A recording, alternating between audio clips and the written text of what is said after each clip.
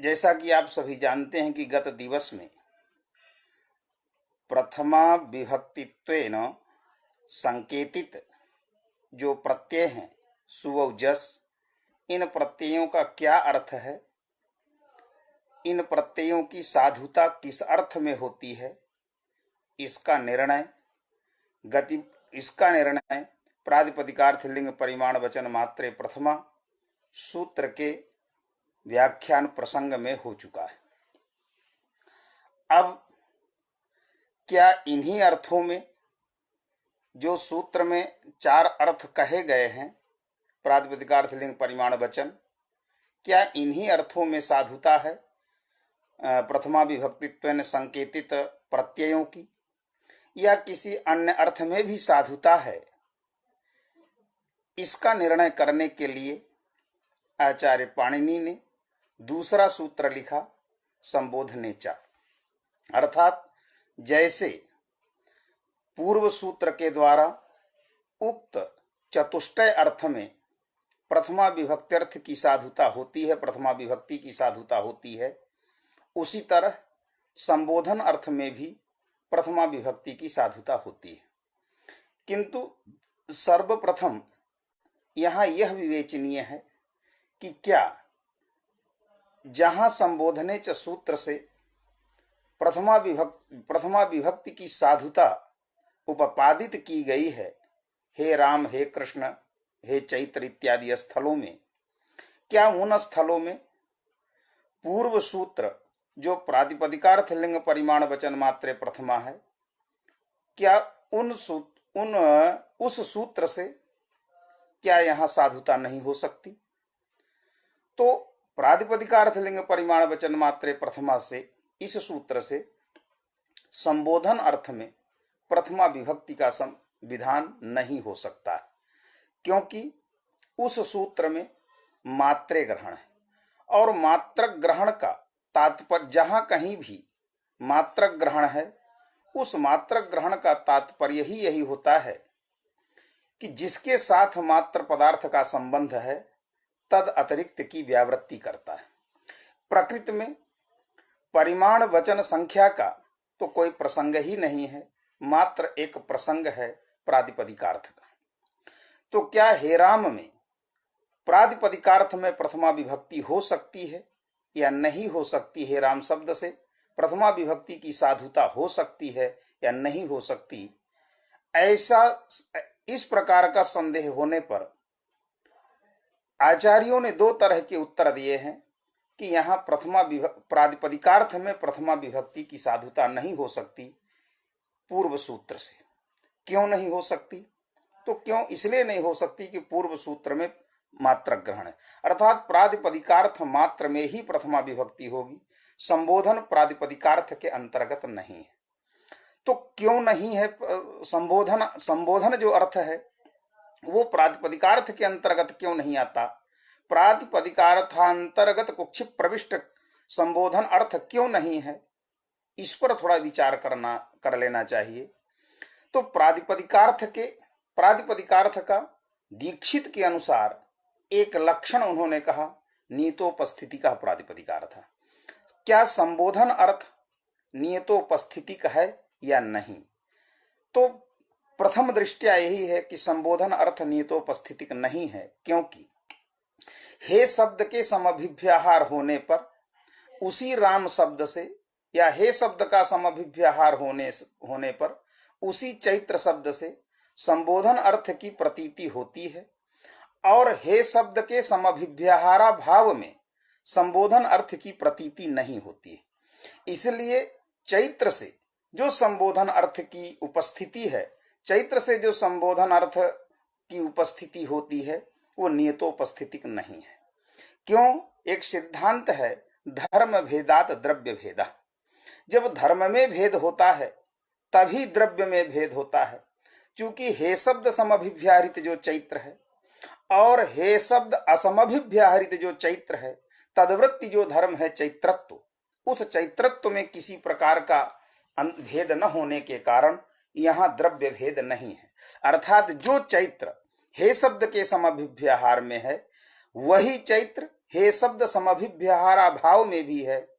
अतः क्वचित संबोधनार्थ की उपस्थिति हुई और क्वचित संबोधनार्थ की उपस्थिति नहीं हुई। अतः संबोधन रूप जो अर्थ है वो नियतोपस्थितिक नहीं हुआ और नियतोपस्थितिकत्वाभावात् यहाँ प्रातिपदिकार्थ में प्रथमा विभक्ति सिद्ध नहीं है। इसीलिए संबोधने च सूत्र का निर्माण आचार्य पाणिनि ने किया, एक कारण। दूसरा कारण ये है कि संबोधन का जो आगे अर्थ निर्वचन किया जाएगा उस संबोधन का अर्थ किया अभिमुखीकरण। अभिमुखीकरण क्या है? क्रिया है। अभिमुखीकरणम क्रिया। क्यों? न अभिमुखः अनभिमुखः, अनभिमुखः अभिमुखः भावः संपद्यते यत्र सह अभिमुखी भावः। तो अभिमुखी भाव जो है वो, अभिमुखीकरण जो है वो क्रिया है। और हमारे व्याकरण में जितने भी प्रातिपदिकार्थ के पक्ष हैं, एकम प्रातिपदिकार्थः से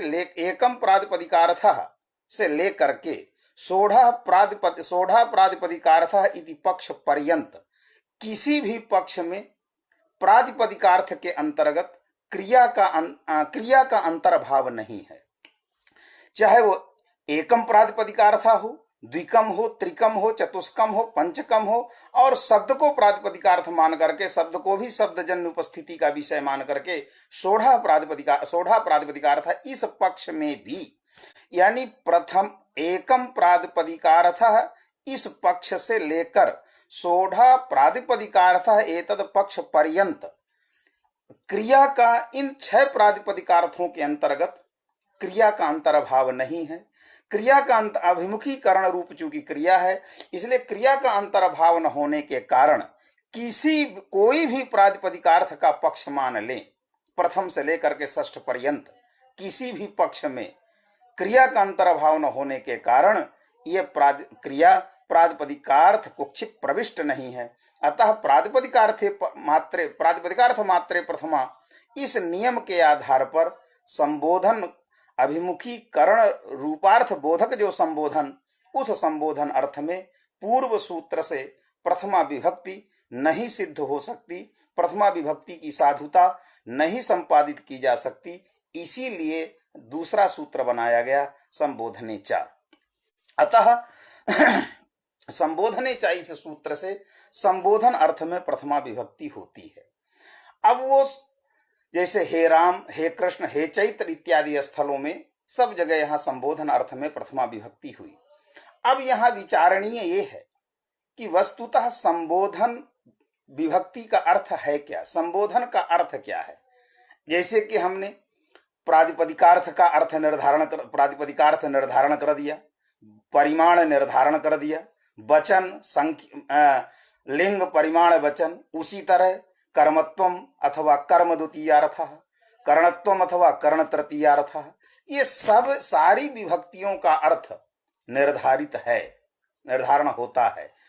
उसी तरह क्या संबोधन पद का जो संबोधन अर्थ में जो प्रथमा विभक्ति आई हुई है, एक वचन द्विवचन इत्यादि, एक वचन जो विभक्ति आती है प्रथमा का एक वचन संबोधन अर्थ में, उस विभक्ति का क्या अर्थ है? संबोधन अर्थ है तो संबोधन का क्या अर्थ है, यह भी एक विचारणीय पक्ष है। और दूसरा पक्ष कि संबोधन का अन्वय, संबोधन जो विभक्ति अर्थ है उस विभक्ति अर्थ संबोधन विभक्ति अर्थ का अन्वय किस रीति से, किस प्रणाली से, कहां पर कैसे अन्वय होता है, ये दूसरा विचारणीय प्रश्न है। इसके बाद फिर उस अन्वय की, उस संबंध की प्रणाली के उपादान के अनंतर जो संबोधनांत वाक्य का प्रयोग होता है, तद वाक्य जन्य शाब्दबोध का स्वरूप क्या होगा, ये तीसरा जो है विचार का विषय है। इसलिए पहले हम प्रथम पक्ष यानी संबोधन पद का क्या अर्थ है इस पर विचार करते हैं। तो एक कारिका उपलब्ध है, प्रायः सभी जानते ही हैं, सिद्धस्याभिमुखी भाव मात्रम संबोधन विधु प्राप्ताभिमुख्ये अर्थात्मा क्रियासु विनियुज्यते। इस कारिका में केवल संबोधन विभक्ति के अर्थ का निर्वचन नहीं किया गया है। संबोधन विभक्ति का अर्थ क्या होता है, यह संबोधनांत वाक्य का प्रयोग कहाँ होता है, यह दूसरा भी विषय है।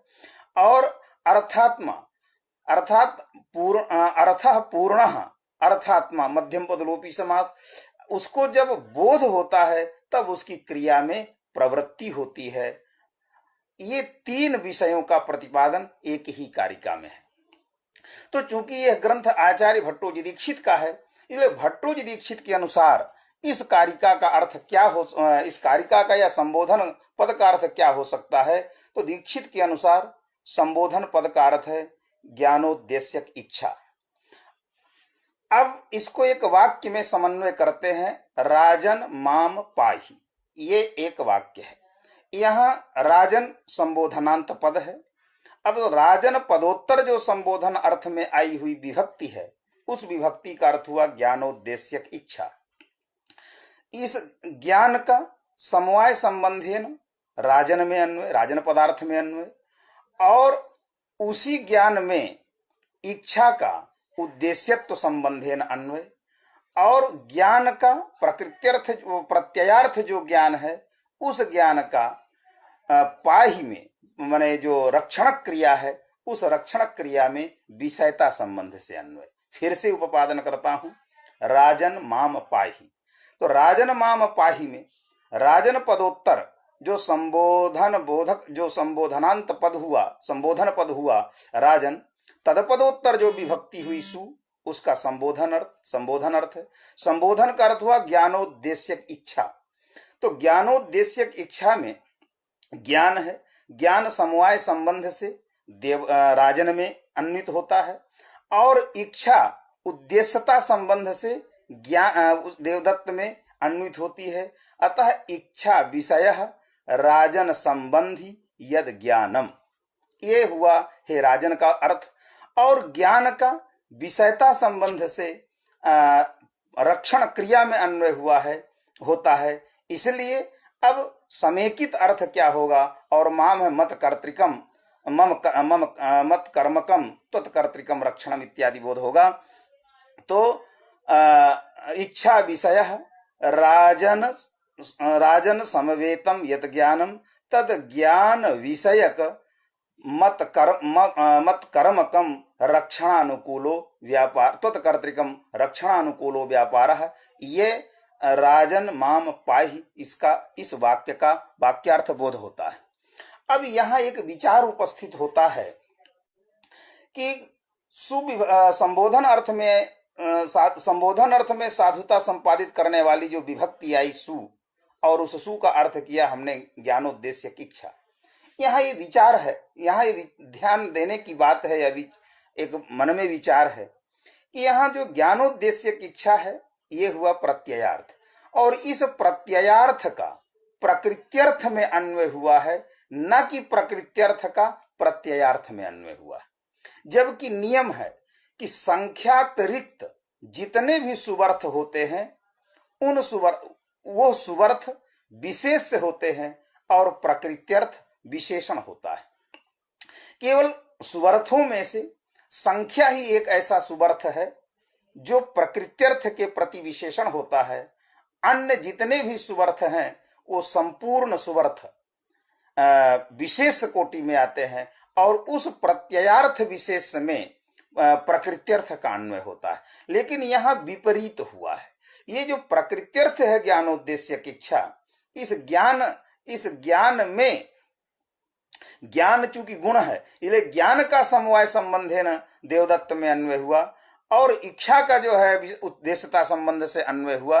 और ज्ञानोद्देश्य की इच्छा में एक खंडसा शक्ति है, ज्ञान विशिष्ट इच्छा नहीं, ज्ञानोद्देश्य की इच्छा विस्कलित शक्ति है।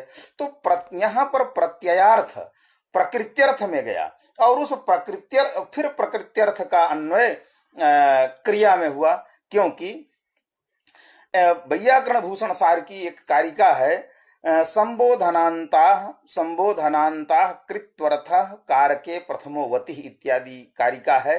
अर्थात संबोधनांत का क्रिया में ही अन्वय करने पर साधुता हो, संबोधनांत की क्रिया में ही अन्वय करने पर साधुता होती है। और एक भर्तृहरि की भी कारिका है, संबोधन पदम यच्च तत्क्रियायाम विशेषणम। तो संबोधनांत का क्रिया में विशेषण हुआ, यानी प्रत्ययार्थ प्रकृत्यर्थ में आया और फिर प्रकृत्यर्थ का अन्वय हुआ। तो क्या यह उचित है? यद्यपि यह उचित नहीं प्रतीत हो रहा, लेकिन जैसे जो संख्यातिरिक्तः सुवर्थः प्रकृत्यर्थ विशेषतयैव भासते, ये जो नियम है संख्यातिरिक्तः प्रकृत्यर्थः सुवर्थः प्रकृत्यर्थ विशेषतयैव भासते, इस नियम में एक संबोधनातिरिक्तत्वेन संकोच कर देंगे। अर्थात जैसे सुप विभक्त्यर्थ पुनः अद्य विद्युत गता अस्ति महत् क्लेशः अनुदिनं गच्छति, पुनः अत्र आगच्छामि। तो जैसे संख्या का अन्वय प्रकृत्यर्थ में विशेषणतया होता है, उसी तरह संख्यातिरिक्तः सुवर्थः प्रकृत्यर्थ विशेषतैव भासते, इस सिद्धांत में हम संबोधनातिरिक्तत्वेन संकोच कर देंगे। तो जब संबोधनातिरिक्तत्वेन संकोच करेंगे, तो जैसे संख्या का प्रकृत्यर्थ में अन्वय होता है विशेषणतया, वैसे संबोधन विभक्त्यंत का भी प्रकृत्यर्थ में ही विशेषणतया अन्वित होगा, अतः कोई दोष नहीं होगा।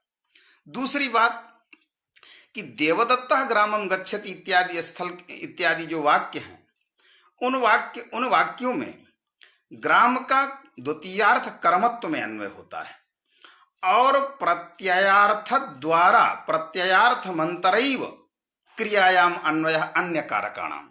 तो अन्य जितने भी कारक हैं उनका प्रत्ययार्थ द्वारा ही क्रिया में अन्वय होता है, साक्षात क्रिया में अन्वित नहीं होते हैं।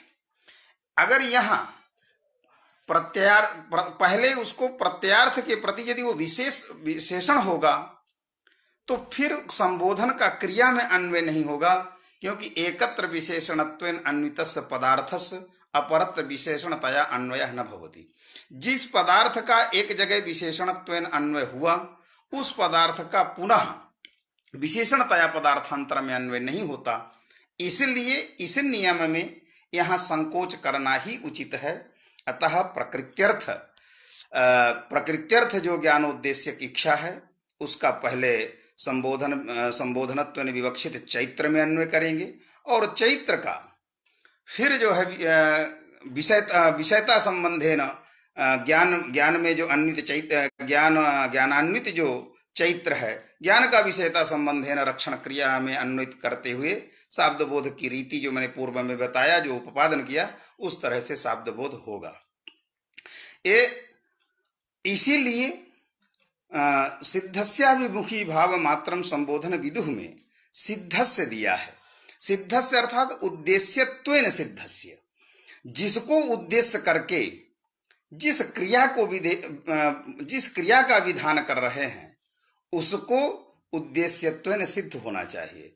अगर हे राजन माम पाहि में अगर राजन राजत्व रूप से सिद्ध नहीं है तो उसको उद्देश्य करके रक्षण क्रिया का विधान नहीं किया जा सकता है। इसीलिए कारिका में दिया सिद्धस्य और अभिमुखीकरण हो गया संबोधन विभक्ति का अर्थ।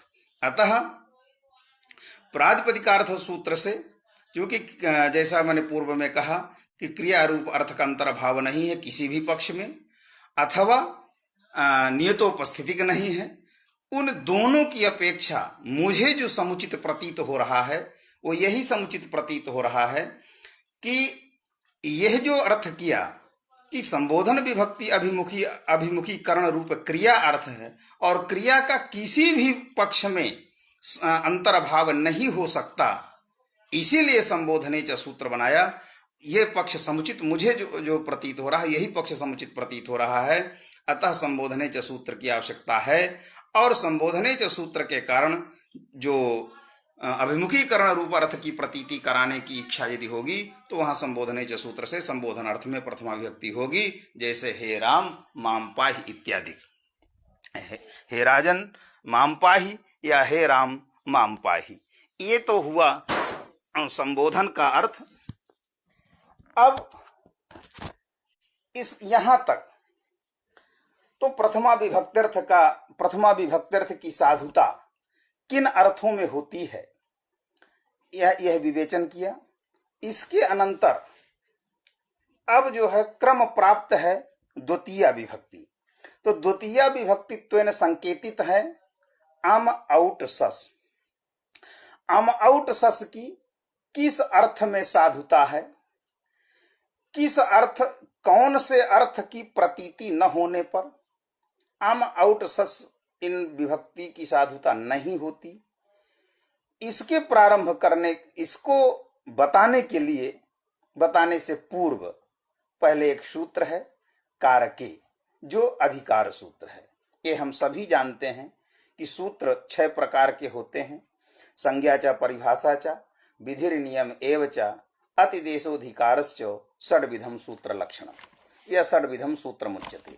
तो 6 प्रकार के षड्विध सूत्र होते हैं।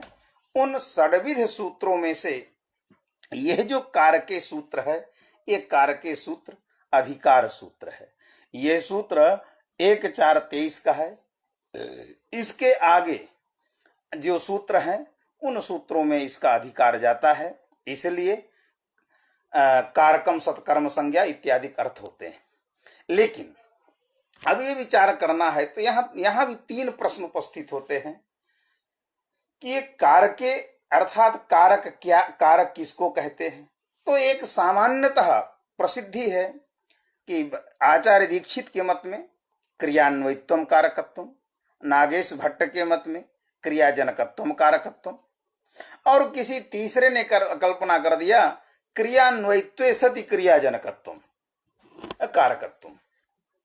तो क्रियान्वयित्वे सति क्रियाजनकत्वम, इसका तो निराकरण किया ही गया है कि जो क्रिया का जनक होगा तो जनक को जन्य की आकांक्षा होती है। तो आकांक्षा यतः क्रिया का जनक है कारक, इसलिए कारक को अपने जन्य की आकांक्षा होने के कारण उसी में क्रिया में ही अन्वय होगा, अन्यत्र अन्वय हो ही नहीं सकता है। इसी से क्रियान्वयित्व का लाभ हो जाएगा, क्रियान्वयित्व का लाभ सिद्ध है। क्रियान्वयित्व लक्षण करने की आवश्यकता नहीं, वो फलितार्थ कथन है। अतः क्रियाजनकत्वम कारकत्वम यही जो है लक्षण स्वीकृत किया गया। लेकिन दीक्षित के मत में क्रियान्वयित्व ही कारकत्व है। अब ये कारके सूत्र है, कारके में सप्तमी है। कारके के विषय में बहुत विस्तृत विवेचन है, लेकिन चूंकि सिद्धांत कौमुदी में किसी भी तरह का विवेचन न होने के कारण अत्यधिक पक्षों का उपस्थापन नहीं करेंगे। फिर भी इसमें 2 पक्षों का लघु रूप में उपस्थापन मैं कर रहा हूं। एक पक्ष है कि कारके इति संज्ञाधिकारा, और एक पक्ष है कारके इति क्रियाधिकारा। अर्थात कारक शब्द क्रिया परक भी है और कारक शब्द संज्ञा परक भी है, और कारक शब्द हेतु परक भी है और कारक शब्द कर्तृपरक भी है। कैसे? तो प्रत्येक शब्द में के 2 पक्ष होते हैं, एक व्युत्पत्ति पक्ष और एक अव्युत्पत्ति पक्ष। जब व्युत्पत्ति पक्ष मानेंगे तो क्रि धातु है, और क्रि धातु से णौल त्रिचौ सूत्र से जैसे त्रिच प्रत्यय करने पर कर्तृ शब्द निष्पन्न होता है और कर्तृ शब्द कर्तृपरक होता है, उसी तरह अगर क्रि धातु से, उसी क्रि धातु से और णौल त्रिचौ सूत्र से णवुल प्रत्यय मानेंगे तो कारक णवुल प्रत्यय निष्पन्न जो कारक शब्द है वो कारक शब्द पुल्लिंग में प्रयोग होगा कारका, क्योंकि 2 नपुंसक लिंग में भी इसका प्रयोग आता है, विवक्षातः कारकाणि भवन्ति। तो कारक शब्द नपुंसक लिंग में भी प्रयुक्त है और कारक शब्द पुल्लिंग में भी प्रयुक्त है। इसका भी एक तथ्य है कि कौन सा कारक, किस अर्थ का बोधक कारक शब्द पुल्लिंग में है और किस अर्थ का बोधक कारक शब्द नपुंसक लिंग में है। तो कारक शब्द में जब व्युत्पत्ति पक्ष मानेंगे, व्युत्पत्ति नाम प्रकृति प्रत्यय विभागः, तो जब व्युत्पत्ति पक्ष मानेंगे, क्रि धातु से णवुल प्रत्यय करेंगे तो कारक कारक है पुल्लिंग में होगा, यानी यह कारक कर्तृ का पर्यायवाचक हो जाएगा, कर्तृ पर्याय भविष्यति। और अगर कर्तृ पर्याय होगा तो जैसे कर्तृ जो करता है वो अन्यानधीन स्वातंत्रत्व जिसमें होता है उसी को कर्ता कहते हैं। अगर वो किसी के प्रति विशेषण है तो वो कर्तृ संज्ञा को प्राप्त नहीं होता है। कोई कारक अगर अन्य के प्रति विशेषण हुआ तो क्रिया तो वो कारक को प्राप्त नहीं होता। अतः अन्यानधीनत्व रूप स्वातंत्र। मैं इसको थोड़ा एक उदाहरण देकर के समझाना चाहता हूं कि जैसे देवदत्तः स्थाल्याम देवदत्तः काष्ठैः स्थाल्याम ओदनम पचति। यहाँ ये सत्य है कि पचति का अर्थ है विकृति अनुकूल व्यापार, और जो ओदन निष्ठ जो विकृति है उसी विकृति को विकृति रूप फल को उत्पन्न करने में ही सभी कारकों की भूमिका है, सभी कारकों की उपयोगिता है। लेकिन ओदन में भी व्यापार है और विकृति ओदन में भी व्यापार है, काष्ठ में भी ज्वलन रूप व्यापार है, स्थाली में भी व्यापार है, सभी में व्यापार है। लेकिन ये सभी व्यापार चेतन कर्त देवदत्ता जो देवदत्त जो व्यापार आश्रय है, देवदत्त निष्ठ जो व्यापार है, इस व्यापार के आश्रित होते हैं, इस व्यापार के अधीन होते हैं। इसलिए इनमें जो व्यापार है वो व्यापार अन्यानधीनत्व रूप व्यापार नहीं है, किंतु इनका व्यापार देवदत्त वृत्ति जो व्यापार, देवदत्त निष्ठ जो व्यापार, उस व्यापार के अधीन व्यापार होता है।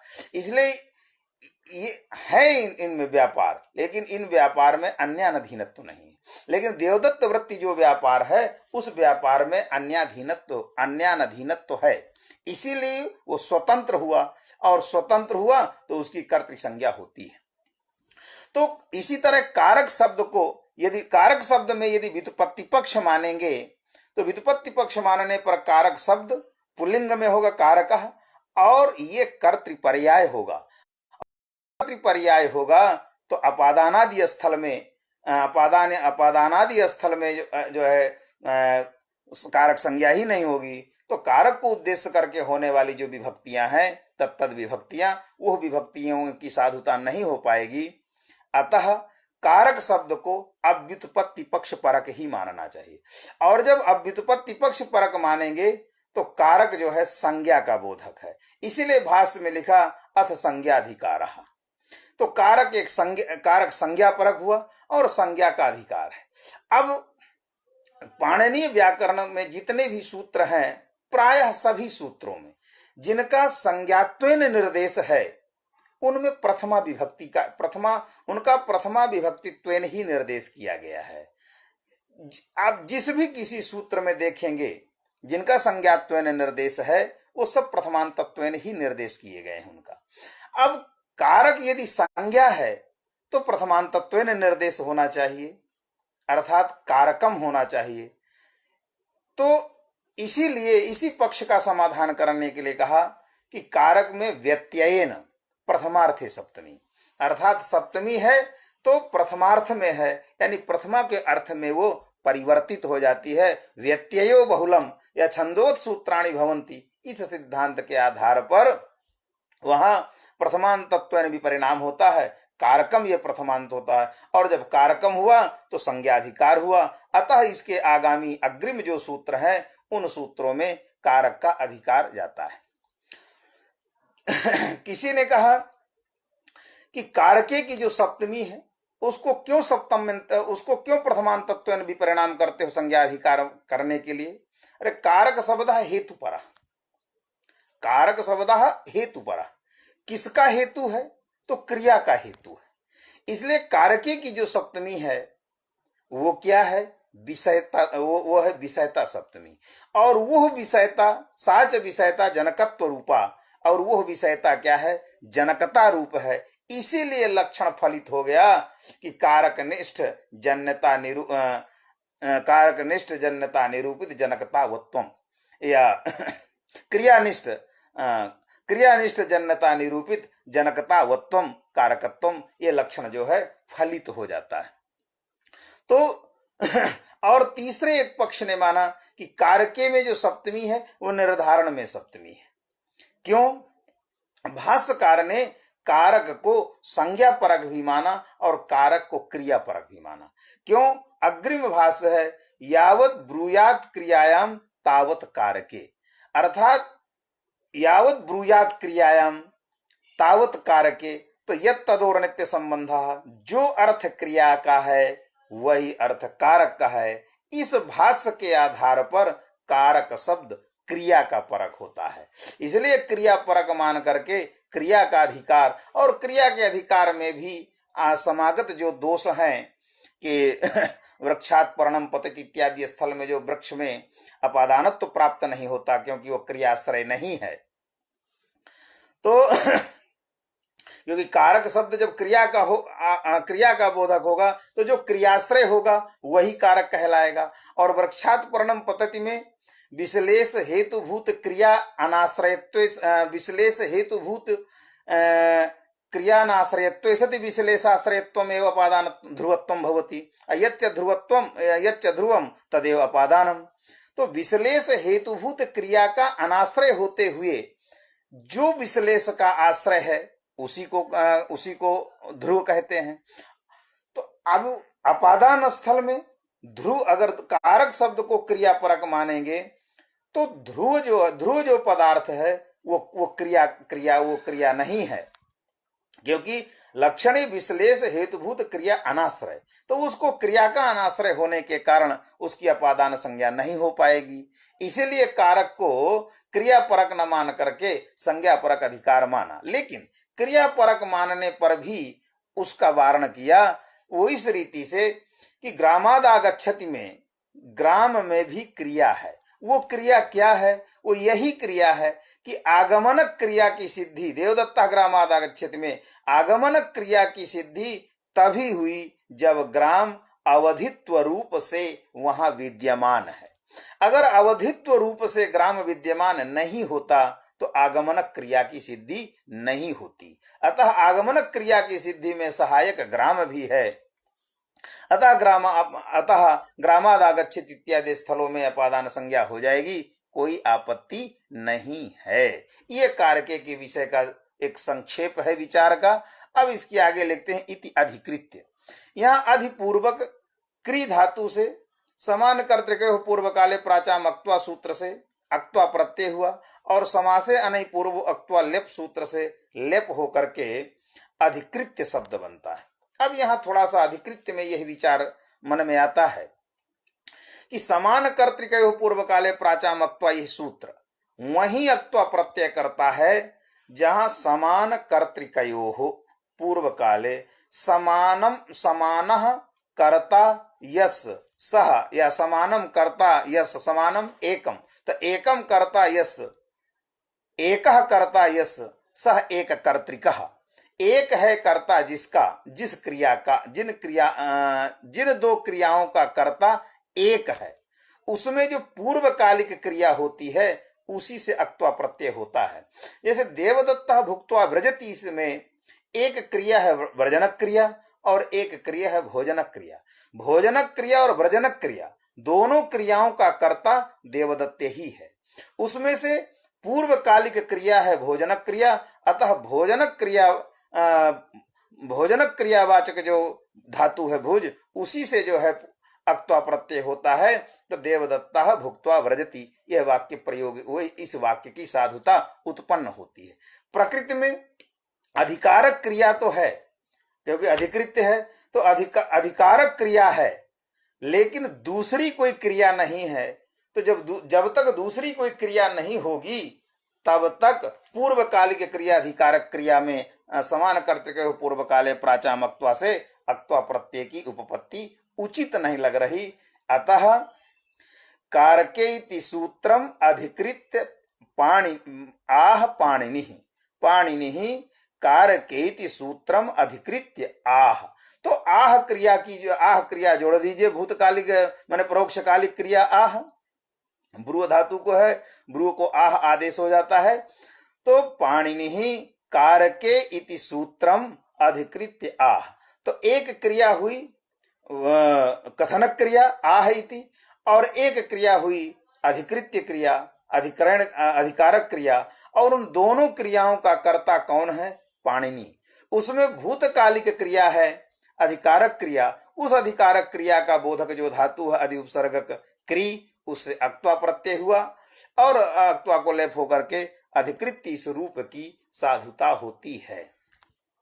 अब कारके इस सूत्र के अधिकार के अंतर्गत आने वाले जितने भी सूत्र हैं उन सूत्रों में से प्रक्रिया क्रम में क्रम प्राप्त सूत्र है कर्तुरीप्सित तमम कर्म। कर्तुरीप्सित तमम कर्म ये जो सूत्र है, यह सूत्र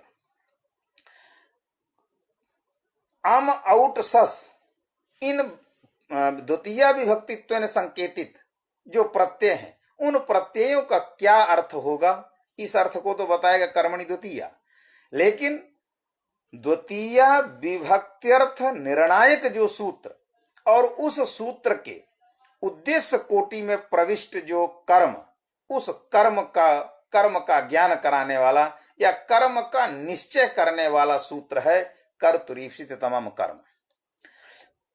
कर्तुरीप्सित तमम कर्म ये तीन पद हैं इस सूत्र में। त्रिपद, एक है कर्तु, दूसरा है ईप्सित तमम और तीसरा है कर्म।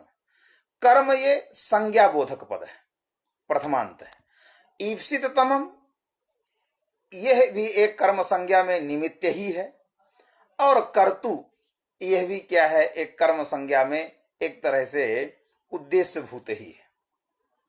अब तीनों कर्म के साधुत्व का शब्द निर्वचन की तो आवश्यकता नहीं है, लेकिन कर्तु और कर्म, तो कर्तु का निर्वचन तो आप जानते ही हैं कि क्री धातु से अणबुल त्रिचौ से त्रिच प्रत्यय होने पर कर्तृ होगा और षष्ठी के एक वचन में कर्तु होगा। कर्तु यहाँ किस सूत्र से षष्ठी हुई अभी इसके विचार प्रसंग में आएगा ही। दूसरा पद है ईप्सित तमम, यहाँ आप धातु है। आप धातु आपरी व्याप्तव है और संबंध, इसका संबंध अर्थ है। तो आपरी व्याप्तव इस संबंध धातु से यहाँ पहले सन अर्थ में इच्छा अर्थ में सन प्रत्यय हुआ है। तो आप सन, अब सनाद्यंता धातवः से धातु संज्ञा हुई आप्स इस समुदाय की और संयंगोह करके द्वित्व हुआ तो आप सा हुआ। अत्र लोपो अभ्यासस् से अभ्यास का लोप हुआ, आप सा हुआ। आप ज्ञापृधाम ईत इस सूत्र से आप में जो आकार है उसको ईत हो गया, ईप्स हुआ। और ईप्स चूंकि धातु संज्ञक है इसलिए ईप्स धातु से कर्म में अक्ता प्रत्यय हुआ। भूतकाल कर्म में अक्ता प्रत्यय हुआ तो ईप्स ता हुआ। ता चूंकि आर्ध धातुक है, अक्ता प्रत्यय आर्ध धातुक है, इसलिए आर्ध धातु का सेठ बलादेह सूत्र से इडागम होगा, आप ईप्स ईता। और आतोलोपिटिचा सूत्र से सन घटक जो सकार तदुत्तरवर्ती आकार का लोप होता है तो ईप्सित हुआ। अब अतिशयन ईप्सितः ईप्सिततमम, अतिशय अर्थ में अतिशयनतम अभिष्ठनौ सूत्र से तम प्रत्यय होने पर ईप्सित तमम यह अर्थ निष्पन्न होता है। अब यहां पर सबसे पहले पद आया कर्तु। कर्तु में जो षष्ठी है उस षष्ठी के उपादान के दो तरह की प्रणालियों का विवेचन किया गया है कि कर्तु पद में षष्ठी कैसे होती है। तो एक तो प्रणाली प्रसिद्ध है कि ईप्सित शब्द के साथ इसका कर्तु का संबंध है, इसलिए अक्तस् च वर्तमाने इस सूत्र से कर्तरि षष्ठी, कर्तार्थ में षष्ठी है। अब प्रकृत्यर्थ और प्रत्ययार्थ दोनों कर्ता हुए, दोनों का भेदान्वय कैसे होगा इस प्रसंग का उपादान हम यहां नहीं करेंगे, इसलिए कि फिर वो एक ग्रंथ से माने प्रकृत ग्रंथ से हट करके एक दूसरा विवेचन हो जाएगा। तो अक्तस् च वर्तमाने इस सूत्र से कर्ता अर्थ में षष्ठी है। अब यहां कर्ता एक तो प्रणाली ये है, दूसरी प्रणाली ये है कि कर्ता शब्द से कर्तृ शब्द से कर्ता अर्थ में अक्तस् च वर्तमाने इस सूत्र से षष्ठी कब होगी, जब ईप्सित शब्द क्रिया परक होगा। यदि ईप्सित शब्द अभिप्रेत परक हो गया तो कर्तृ पदार्थ का ईप्सित पदार्थ के साथ अन्वय ही नहीं संभव है। तो जब नहीं अन्वय संभव है तो यदि अभिप्रेत परक हो जाए, अभिप्रेत परक रूढ़ हो जाए ईप्सित शब्द, तब यहां शेष षष्ठी होगी, तब अक्तश्च वर्तमाने सूत्र से षष्ठी नहीं हो सकती। किंतु यवेभ्यः गाम वारयति इत्यादि भाष्य प्रामाण्य के आधार पर अग्नेर्माणवकम वारयति इत्यादि जो भाष्य है, प्रयोग भाष्यस्थ प्रयोग है, उनके आधार पर यह सुनिश्चित हुआ है कि ईप्सित शब्द यहाँ क्रिया परक है, अभिप्रेत परक रूढ़ नहीं है। यद्यपि है योगात रूढ़िर्बलीयसी, किंतु यदि बाध है तो फिर वहां योगात रूढ़िर्बलीयसी नहीं लगती। इसलिए यहाँ जो ईप्सित शब्द है वो अभिप्रेत परक रूढ़ नहीं है, क्रिया परक है। क्या अर्थ होगा वो तो बाद में बताएंगे। लेकिन अब जो एक तो ये हो गया षष्ठी उपादन का, माने अक्तश्च वर्तमाने। दूसरा ये है कि करतुः आप्तुम इष्टतम, करतुः क्रियया आप्तुम इष्टतमम, ये इसका वाक्य प्रयोग है, ये इसका निर्वचन है। करतुः क्रियया आप्तुम इष्टतमम, तो कर्तृ का अन्वय क्रिया के साथ है, क्रियया इस पद के साथ। जब क्रियया इस पद के साथ संबंध होगा तब अक्तश्च वर्तमाने इस सूत्र से षष्ठी नहीं होगी, तब वहां शेषे षष्ठी होगी। इसलिए कर्तृ संबंधिनी या क्रिया, उस समय अर्थ होगा कर्तृ संबंधनी या क्रिया, उस समय यही अर्थ होगा। एक यह भी उपादान बताया कि यहाँ जो है क्रिया जो इसका वाक्य निर्वचन है उसमें इसका क्रिया के साथ संबंध है, इसलिए शेष षष्ठी होगी। अब यहां ये करना है, विचार करना है कि कर्तृपद किसका बोधक है, क्योंकि कर्तृ संज्ञा भी होती है स्वतंत्र कर्ता सूत्र से, और कर्ता कर्तृत्व नाम धातु उपात्त प्रधानीभूत व्यापाराश्रयत्व। तो धातु उपात्त प्रधानीभूत व्यापाराश्रयत्व जो कर्तृत्व है ये क्या है, ये संज्ञा परक नहीं है, ये पारिभाषिक हुआ। और जो स्वतंत्र कर्ता से अन्यानधीनत्व व्यापाराश्रय की जो कर्तृसंज्ञा होती है वो संज्ञा परक हुआ। अब यहाँ यह पक्ष है कि क्या कर्ता को कर्तृ अन्यानधीनत्व व्यापाराश्रय स्वरूप व्यापाराश्रय कर्तृ संज्ञा मानी जाए, या धातु पात्र प्रधानीभूत व्यापाराश्रयत्व रूप स्वरूप माना जाए। तो यदि कर्तृ शब्द को संज्ञा परक मान लेंगे तो शत्रुन गमयत स्वर्गम में स्वर्ग की कर्म संज्ञा नहीं हो पाएगी, क्योंकि जब संज्ञा परक होगा तो शत्रुन अगमयत स्वर्गम, शत्रुवृत्ति जो व्यापार है तादृश व्यापार प्रयोज्य फलाश्रय स्वर्ग की कर्म संज्ञा होती है। तो वहां कर्तृपद से शत्रु लिया जाता है और कर्तृवृत्ति व्यापार प्रयोज्य फलाश्रयत्व विवक्षित है स्वर्ग, अतः स्वर्ग की कर्तृ संज्ञा होती है। यदि कर्तृ शब्द संज्ञा परक हो जाएगा तो शत्रु कर्तृ संज्ञक नहीं है, जब क्योंकि वहां कर्म संज्ञा हो गई है शत्रु न गमयत स्वर्गम में शत्रु की, अतः तद्वृत्ति व्यापार प्रयोज्य फलाश्रय जो स्वर्ग फलाश्रय तो इच्छा उद्देश्य जो स्वर्ग है उस स्वर्ग की कर्म संज्ञा नहीं हो पाएगी। अतः और अपादाने चाही रुहयोः में जो अहि ये निषेध है उस तन निषेध सामर्थ्यात भी यह ध्वनित होता है, या इस बात का प्रमाण है कि यहाँ जो है कर्तृ शब्द धातुपात प्रधानीभूत व्यापाराश्रय का ही बोधक है, न कि कर्तृ शब्द संज्ञा का बोधक है। अब दूसरा जो है शब्द आया था ईप्सित तमम। ईप्सित समम का निर्वचन तो हमने बता ही दिया और कर्तृ का अर्थ भी बता दिया कि धातुपात प्रधानीभूत व्यापाराश्रय, व्यापाराश्रय कर्ता। ईप्सित तमम में आप धातु का अर्थ है संबंध, सच संबंध फलाश्रयत्व रूप।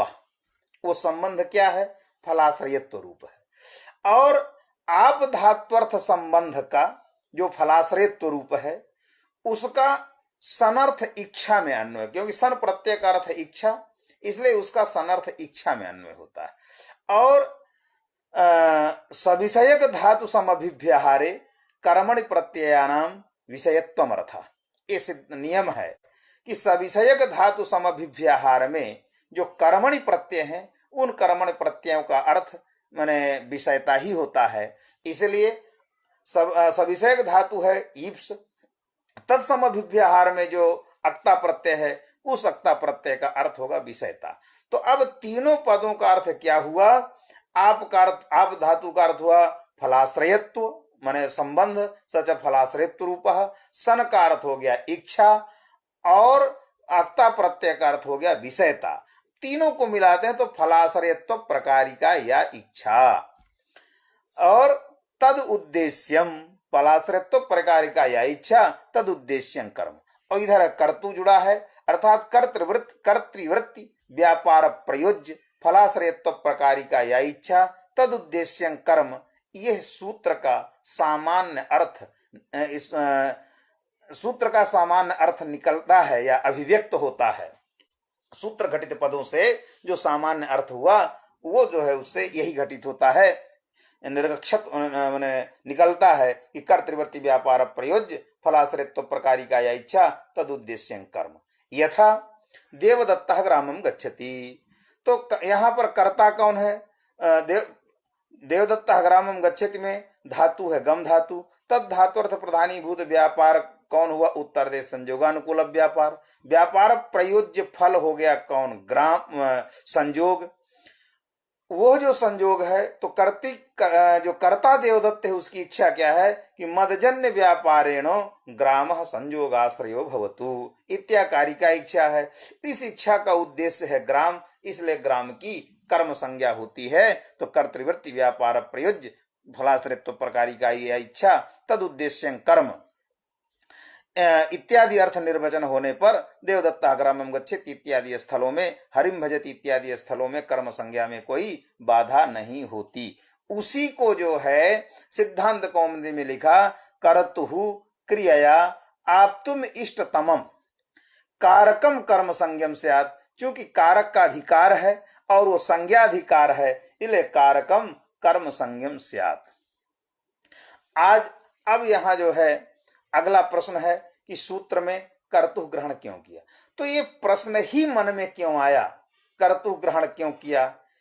देवदत्ता हरिम भजति, देवदत्ता ग्रामं गच्छति इत्यादि स्थलों में बिना कर्तृग्रहण किए, सूत्र में कर्तृपद के अभाव में कैसे कर्म संज्ञा हो सकती है? कैसे होती है कर्म संज्ञा जिसके कारण कर्तृपद का नैरर्थक प्रतिपादन होता है, जिससे फिर कुछ फलांतर की कल्पना की गई। इन सब विषयों का उपादन अब मैं कल करूंगा। आज मैं इस पाठ को यहीं समाप्त करता हूं, क्योंकि उसके पीछे भी तथ्य है। क्योंकि कर्तुरीप्सित तमम का जो कर्तु ग्रहण का निर्वचन है वो अब 10-15 मिनट में नहीं हो पाएगा, क्योंकि फिर ईप्सित तमम को भी बताना होगा। इसलिए कर्तु ग्रहणम किम और ईप्सित ग्रहण तमप ग्रहणम किम, इन दोनों का जो है विवेचन कल करेंगे।